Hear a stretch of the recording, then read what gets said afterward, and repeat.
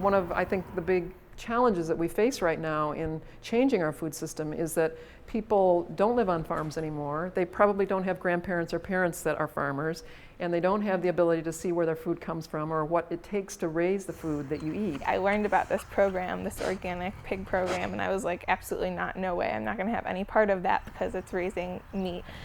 But then I went and toured a facility on campus that is a conventional facility, and it made me really sad that animals raised indoors really didn't have the chance to live at all. And I'm like, well, if people are going to eat meat, then they can't be raising them this way.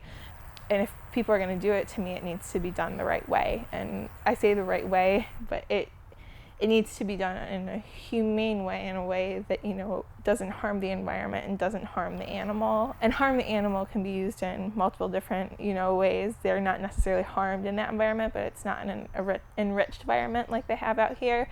And giving an animal, you know, a great life is really important to me before they die. Here I help run the student section of the Pastured Pig Project. And that's a project that started about 7 years ago, and the goal is to bring animals back onto the land because there's been this really large movement of moving animals indoors and raising them as livestock and for food indoors in windowless places. My long-term goal was to be able to bring gestating sows out to the farm and allow them to farrow naturally outside of a gestation stall and outside of a farrowing crate.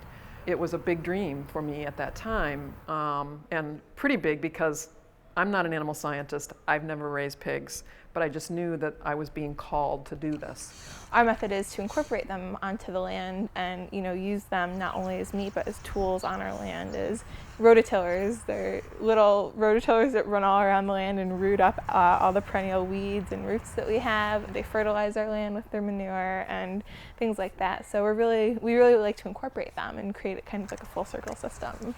We have a lot of kids come out here.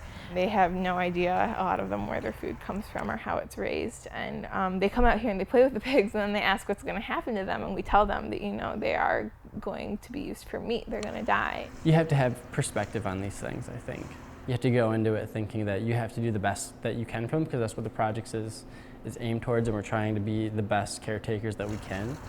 But, you know, it's going to be very hard when the fall comes.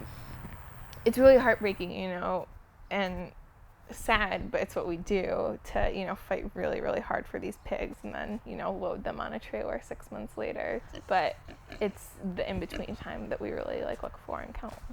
We're glad that we're able to do it in a way that we find, you know, healthy for the animals and also really rewarding for us at the same time.